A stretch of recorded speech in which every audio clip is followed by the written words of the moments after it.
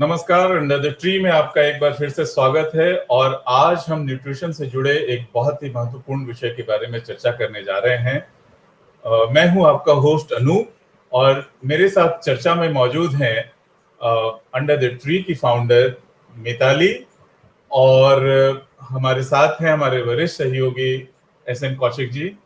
कौशिक जी और मिताली जी, आप दोनों का कार्यक्रम में बहुत बहुत स्वागत है। जी, धन्यवाद। जी, तो हम चर्चा को आगे बढ़ाएंगे। उसके पहले जान लेते हैं कि अंडर द ट्री में आज बच्चों के लिए क्या कुछ खास बन रहा है। Kaushik ji. Under the tree में आज हम बना रहे हैं बच्चों की फेवरेट कढ़ी, और जो कि पंजाबी स्टाइल में बनेगी और दही से बनती है ये, और साथ में होंगे बेसन के पकोड़े और जीरा राइस। जी, तो आज बच्चों की फेवरेट बन रही है। आज जिस विषय पे हम चर्चा करने जा रहे हैं वो है ब्रेन के नरिशमेंट की। न्यूट्रिशन के जरिए हम ब्रेन का नरिशमेंट कैसे कर सकते हैं, उस विषय पे हमारी चर्चा रहेगी। मिताली जी, कुछ बताएं।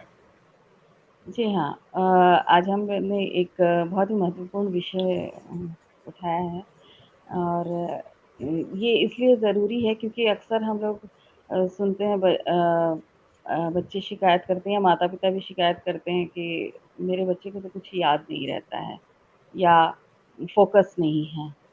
तो हो सकता है एक इसका मेडिकल एस्पेक्ट हो, पर हम काफ़ी हद तक इन सब चीज़ों को इग्नोर करते हैं, नरिशमेंट को एक्चुअली, तो उससे भी बहुत फ़र्क पड़ता है। अगर इन सब बातों पर ध्यान दिया जाए तो इन सब चीज़ों से बहुत हद तक हमें निजात मिल सकती है, जो प्रॉब्लम्स होता है कंसंट्रेशन का, रिटेंशन का, इसका। तो उसके लिए हमें सबसे ज़्यादा ज़रूरी है कि हम बॉडी को तो हाइड्रेटेड रखें ही, लेकिन हमें इतना पानी पीना चाहिए कि हमारा ब्रेन भी हाइड्रेटेड रहे। और क्योंकि हमारा जो ब्रेन का वेट है उसका 75% वाटर ही है, तो इसलिए ज़्यादा से ज़्यादा हमेशा पानी पीने की बात की जाती है कि जब तक एक हमें चुस्त और फुर्ती भरे शरीर के लिए हमें एक चुस्त और फुर्ती भरा दिमाग चाहिए, और उसके लिए हमें सबसे पहला ज़रूरी काम करना है कि अपने ब्रेन को हाइड्रेटेड रखने की ज़रूरत है। तो इसलिए खूब पानी पीजिए और जी, ब्रेन को बिल्कुल स्वस्थ रखिए। हाँ, बिल्कुल सही कहा आपने कि बॉडी का भी अधिकतर पार्ट वाटर ही है, तो हाइड्रेटेड तो रखना ही होगा, और ब्रेन के नरिशमेंट के लिए भी वाटर बहुत ही जरूरी हाँ, है। वैसे तो ब्रेन कई सारे न्यूट्रिएंट्स खुद ही बना लेता है, लेकिन कई न्यूट्रिएंट्स ब्रेन को बाहर से भी लेने पड़ते हैं। तो वैसे कौन से न्यूट्रिएंट्स हैं, चलिए अब हम उस पर चर्चा कर लेते हैं। तो अक्सर कहा जाता है कि ओमेगा 3 ब्रेन के लिए बहुत ही महत्वपूर्ण है। उसके बहुत बारे में कुछ महत्वपूर्ण। बताइए। जी हाँ, बहुत ही ज़रूरी है। Maximum part of brain cells जो ओमेगा 3 का ही बना हुआ होता है हमारा। तो ये फैटी एसिड है, एसेंशियल होता है हमारी बॉडी के लिए। तो और ये हमें बहुत आयत में मिल जाता है फैटी फिशेज़ में, फिश ऑयल में बहुत मात्रा में पाया जाता है। तो नॉन वेजिटेरियंस के लिए तो बहुत ही ईज़ी सोर्स है, बट जिन लोग वेजिटेरियन हैं उनके लिए भी ऑप्शंस हैं।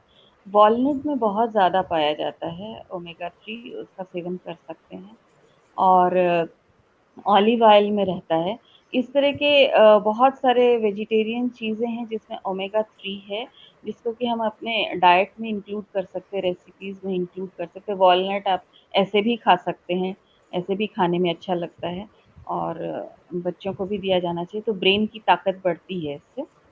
बहुत जी, इसका सेवन जी, अच्छे से करना चाहिए। जी। अब हम बात करते हैं कुछ एंटीऑक्सीडेंट्स की। खासकर जो 65 से ऊपर के जो लोग हैं, उनमें भूलने की एक टेंडेंसी हो जाती है, या बच्चों में पढ़ाई के वक्त रिटेंशन एक बहुत बड़ा कारण होता है। तो क्या किन ऐसे एंटीऑक्सीडेंट से हमें उसमें सहायता मिल सकती है, नरिशमेंट हो सकता है, उसके क्या जी हाँ, सोर्सेज हो सकते हैं? जैसे आपने ओल्ड एज की बात की है, तो ओल्ड एज देखिए ये भूलने की या ये टेंडेंसी होती है, इसका एक मेडिकल कारण होता है, वो एक एजिंग फैक्टर रहता है, उसमें रहता ही है। इसको हम थोड़ा स्लो डाउन कर सकते हैं। अगर कोई डिफरेंट प्रॉब्लम है, कोई ज़्यादा ही प्रॉब्लम है, वो तो ख़ैर डॉक्टर्स के पास सलाह लेने की बात है। लेकिन अगर हम हेल्दी बॉडी को इसको हम थोड़ा-सा कम करने की कोशिश करें, तो हम इसको कर सकते हैं थ्रू हेल्दी डाइट। और इसमें हम एंटीऑक्सीडेंट्स का बहुत बड़ा रोल होता है। उसे हम ज़्यादा से ज़्यादा मात्रा में अपने भोजन में इंक्लूड करें अगर, तो इसमें हम काफ़ी हद तक इसको कम कर सकते हैं, इस एजिंग के फैक्टर को। और इसमें ओमेगा 3 भी बहुत बड़ा रोल प्ले करता है, जिसकी हमने बात की है। और इसमें ये एंटीऑक्सीडेंट्स सब पाए किसमें जाते हैं? ये पाए जाते हैं ग्रीन लीफी वेजिटेबल्स में। हमने प्रीवियसली भी बात की है न्यूट्रिशन के चर्चा में कि ग्रीन लीफी वेजिटेबल्स और डार्क ग्रीन वेजिटेबल्स को हमें इंक्लूड करना चाहिए, उसमें एंटीऑक्सीडेंट्स होते हैं। उसके अलावा पम्पकिन सीड्स एक बहुत अच्छा रिसोर्स है एंटीऑक्सीडेंट का, जिसे हम डिफरेंट टाइप की रेसिपीज़ में भी कई बार गार्निशिंग के लिए या अदरवाइज़ भी ऐसे भी फ्राई करके इसको खाने में यूज़ कर सकते हैं। तो ये बहुत अच्छा है। इस तरह से कैरेट में भी होता है। बहुत सारे ऐसे वेजिटेबल्स हैं, फ्रूट्स हैं जिसमें एंटीऑक्सीडेंट्स पाए जाते हैं, उनका सेवन करना चाहिए। माता-पिता, आपने बच्चों की बात की, माता-पिता का अक्सर ये शिकायत होती है कि मेरा बच्चा पढ़ता नहीं है, ढंग से नहीं पढ़ता है। ऐसा नहीं है, आपको चेक करना चाहिए। हो सकता है कि कहीं उसके नरिशमेंट में कमी हो। अब तो उसे ऐसे भी सॉल्व किया जा सकता है, ये फोकस जी, और रिटेंशन के लिए। जी हाँ, जी, तो उसको बिल्कुल। आपको प्रॉपर, लेकिन डायटीशियन या डॉक्टर से आपको एक बार कंसल्ट करना पड़ेगा, अगर आपको ये लगता है तो उसका हो सकता है सॉल्यूशन। जी, बिल्कुल। अब हम चलिए बात करते हैं विटामिन्स की। तो ऐसे कौन से विटामिन्स हैं जो ब्रेन के नरिशमेंट के लिए बड़े अच्छे होते हैं? जी हाँ, विटामिन B12 एक बहुत ही ज़रूरी चीज़ है। और फोलेट्स होते हैं, जो कि एक प्रकार का विटामिन ही है। और इसमें ये विटामिन बी जो है डेयरी प्रोडक्ट्स में उपलब्ध रहता है। एनिमल बेस्ड प्रोटीन है, मिल्क में, चीज़ में मिलता है। और ऐसे ही फोलेट्स है, जैसे प्लांट फोलेट्स जो है वो प्लांट बेस्ड प्रोटीन्स हैं, बीन्स में होगा, पीज़ में पाया जाएगा। और डिफरेंट टाइप के ग्रीन वेजिटेबल्स में भी वो पाया जाएगा। तो इन चीज़ों का हर जगह यही बात आती है कि आप ग्रीन वेजिटेबल्स का सेवन करें। उसमें काफ़ी सारी चीज़ें, हमारे प्रॉब्लम्स का सॉल्यूशन ग्रीन वेजिटेबल्स में निकल के आ जाता है। जी हाँ। जी, जी। तो जब हम B12 या फोलेट की चर्चा करते हैं तो वैसे तो एनिमल बेस्ड प्रोटीन्स मतलब प्रोटीन भी कई प्रकार के होते हैं और हुँ, कुछ प्रोटीन जो हैं वो बहुत अच्छे माने जाते हैं।